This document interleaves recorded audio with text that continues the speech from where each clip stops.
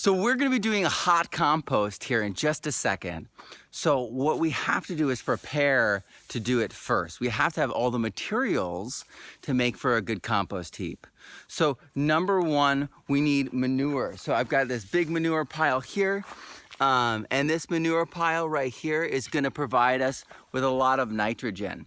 And that nitrogen is going to be the catalyst in the reaction. It's going to set things off and cause things to get hot, really, really hot. This is where the thermophilic, heat-loving microbes, come in. And they're the things that are going to break it down at that heat into the long carbon chains that is the reason we love and adore compost.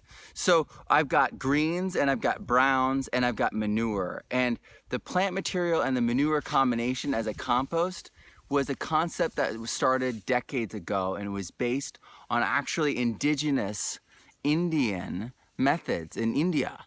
They used just plant materials, and this combined manure and plant materials. And it's been refined continuously ever since. So we're moving these materials right now into the sun so you can better see them. But this is going to be epic. We're going to create a hot compost heap as per described by Dr. Elaine Ingham, which means 130 to 140 degrees Fahrenheit, keeping within that range for 15 days, turning at least 5 times. And that is going to give us incredible compost. I've done a video on why compost tea is incredible, and I've recently done a video on why compost is incredible. But this is how to make compost. So if you want to know how to make thermophilic hot compost, this is going to be the video for you. So I'll do other videos on other kinds of compost. This is usually the compost that people, feel like is the hardest to do because it requires the most labor. As my son is doing right now, he is pitchforking and moving stuff around. And the first step of all this is, of course, gathering material. But the second step is then making the material easier to work with. So we're going to do that next. We're going to actually take things down to a smaller level. We're going to chip these things so that they have more surface area so the biology can work better on it. And it's also easier to turn. So it's a win-win for everyone. All right, so let's go. So this here is really old animal bedding. It's over a year old. The nitrogen is mostly gassed off, so this is a brown. And then we've got a lot of browns over here, mixed with a lot of greens. Actually, the piles have been combined. But what this is even though it looks like it's all brown, what happens when you cut things when they're green and they turn brown is they retain the qualities of the green material that we need. The nutrients are still in there, so we can use this to our advantage still. All right, so let's get going. Let's increase the surface area with our friend here, our chipper. All right, here we go. It's great.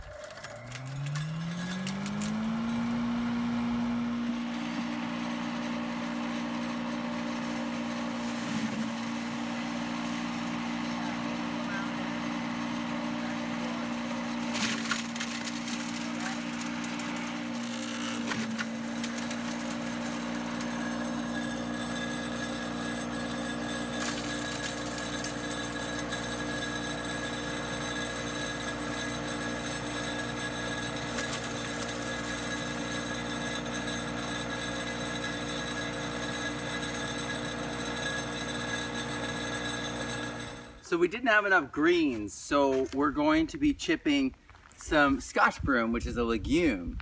So it's going to bring even more nitrogen and even more reaction to what we're doing. So this is awesome.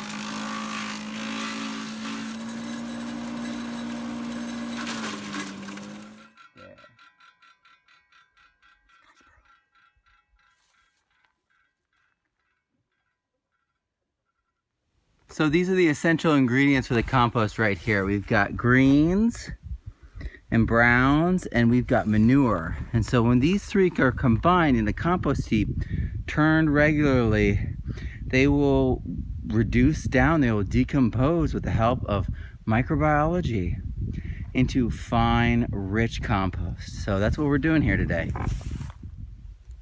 right, head up.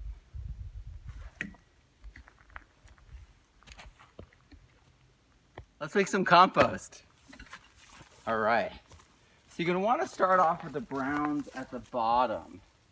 So you're gonna wanna have it be something that will allow things to breathe. And then as you put it in, if you are shaking it, putting it in loosely, not compacting it, you're not pressing this down, you're just kind of sifting it in almost, you're gonna have a lot of oxygen in there, and that's gonna help you. So let's just get in there.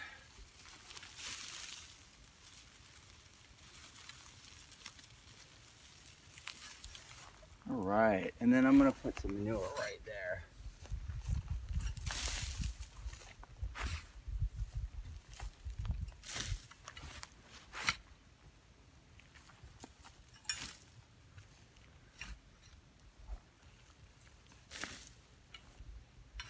I'm kind of building it up. I want it to stay even. And then I'm gonna put in some green. Really react with that.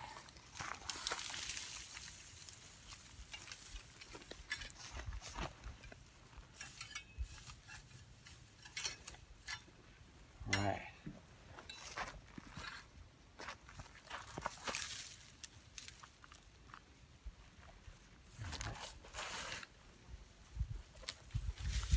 And then back to the brown.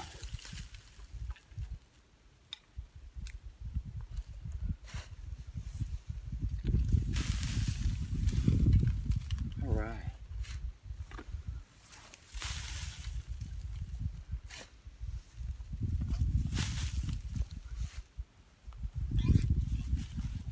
Spread it out. Make sure that your layers are pretty consistent.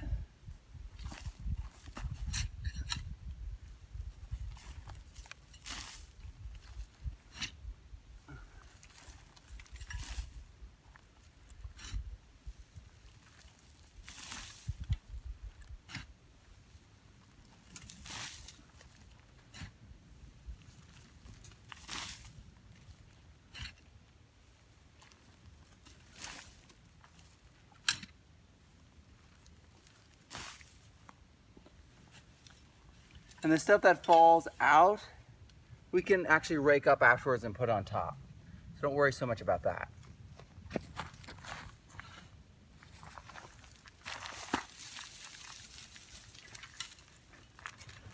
And these greens could be yard clippings.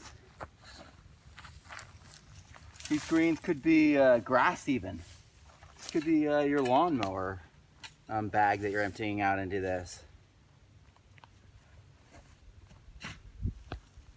And this manure could be cow manure, horse manure, chicken manure. You want to be careful with the hotter manures because it can get too hot. So you have to be really careful with these things, how you're measuring it out. If you've got a lot of chicken manure, you're going to want to add a lot more carbon, so a lot more of the browns.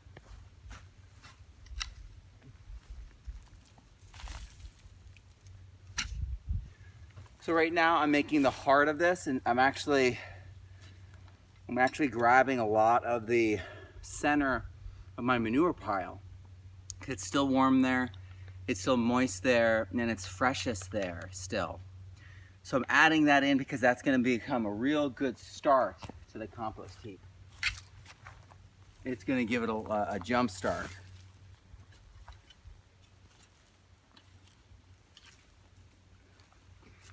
And you can put other things in here at this point. Some people in the middle of a compost heap, a larger compost heap, I would say, they can be decomposing chicken, they can be decomposing other things that are anaerobic. But you have to make sure your pile gets the heat. You have to make sure your pile is big enough. So This one, I'm not gonna be doing anything like that fancy. This is just straight up Elaine Ingham's simple, straightforward, hot composting.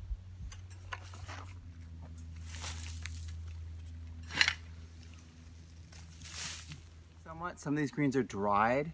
They look brown, but they're still considered greens because they didn't go to seed. Going to seed is where it becomes fully through the process, and the seeds have all the nutrition, which is right. I mean, they're passing it on to the next generation. That's the inheritance that the next generation, the seeds, are being able to take with them. The parent plants they give up everything, the annuals. They are standing carbon. They're just gave everything to the next generation. So that's why we have to have both. We have to have those that have not gone to seed, those that have gone to seed, and the manure. That's the mix. 3 and 3 and 3. A third, a third, a third.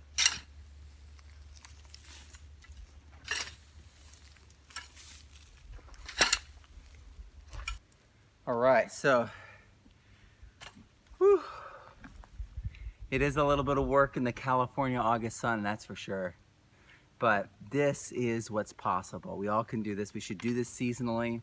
We should make our compost heaps. Ideally, it's at the end of the season while there's still green things growing and while they're staining carbon. So you can chop and drop it all. You can go pick up some free manure. You can make this happen and put it into a wire basket like this, a circular frame, because it allows aeration. And also, you know, you can keep track of things. So I'm gonna go around now and I'm gonna rake up around the edges and put it all on top. So keep track of everything. And then you know what's composted and what's not.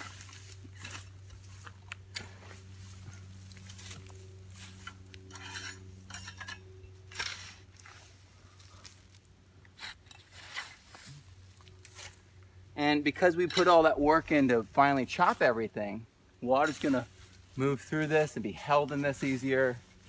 It's gonna be much easier to do a compost heap in this way. And this is not the smallest we can do a compost heap, but this is the minimum standard for Elaine Ingham's compost heaps, because you can do this in colder temperatures, you can do this in hotter temperatures. If it's hot enough, you can shrink the pile. If it gets really cold, you got to make the pile even bigger than this. But this is the standard for that late summer, early fall, maybe even mid-fall, if your frosts aren't like going to hit you at the early fall. Making these compost heaps, making it so that it's a living compost. You might do this also in the spring when you've got the standing carbon from last year right alongside the green, the new growth. So it's those two seasons that I highly recommend composting, amending your garden, your winter gardens and your summer gardens, so that they are healthy. And then this is also, if this is the only compost heap you're gonna make, you might wanna make it last. And that means you might wanna spread it out, which means you might wanna scale it up, which means you might wanna make compost tea. So be sure to check out my video on how to make compost tea, on why compost tea is important, and stay tuned, because this is just the beginning. We're gonna get this wet now until it's soaked all the way through, and we're gonna cover it with a tarp, and it's gonna start the heating process. We're gonna check back in. I'm gonna show you how the heat's gonna go up. We've got a thermometer. It's gonna show you how hot this is gonna get. This is super exciting, and I hope that you're excited too. I'm Matt Powers, grow abundantly, learn daily, and live regeneratively.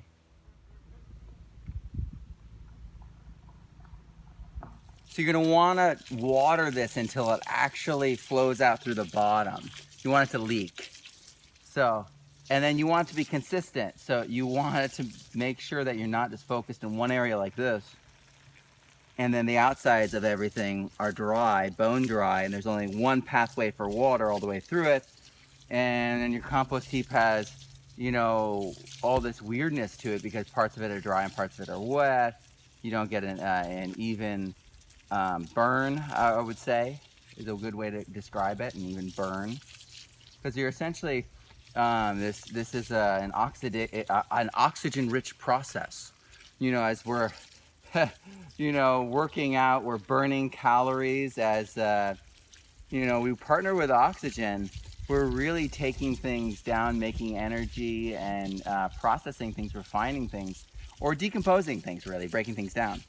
So this is a process that we see all throughout nature, and it's really incredibly important.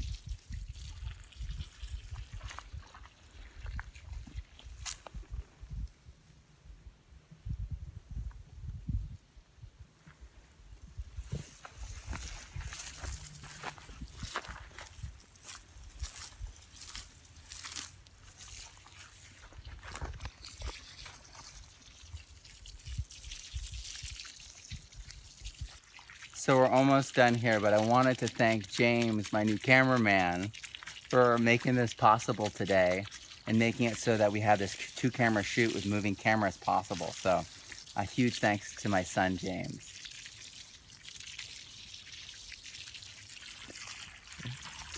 So I've identified where down is on there, the lowest part of the slope, and looking down here, I can see that there's no water that's coming down from here yet. So I know that it's still absorbing the water I'm putting in. When this has water running through it, leaking into it, I know that the pile is saturated. It's amazing how much water can be absorbed by these piles. These piles absorb tons of water. So at first you're gonna find you're going to be investing, a little bit in water into your pile. And then you have to keep it damp. You have to make sure that it's not soaking wet, but wet enough that when you squeeze it, it drips. So that's the consistency after this that we want. But this first time we want to soak the whole pile and have it leaking water. And you can even already see how the pile actually has lowered somewhat as the water has been absorbed.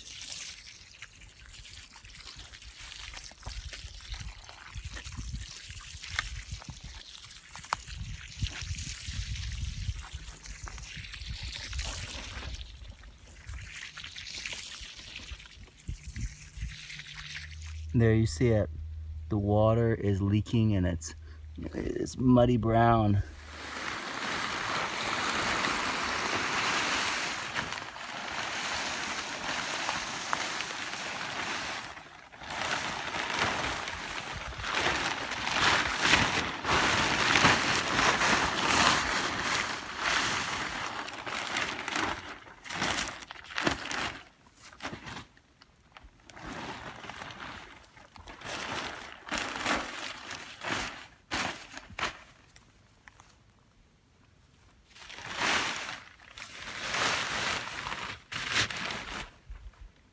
Has enough air in there, but I want it closed. I don't want it to blow over.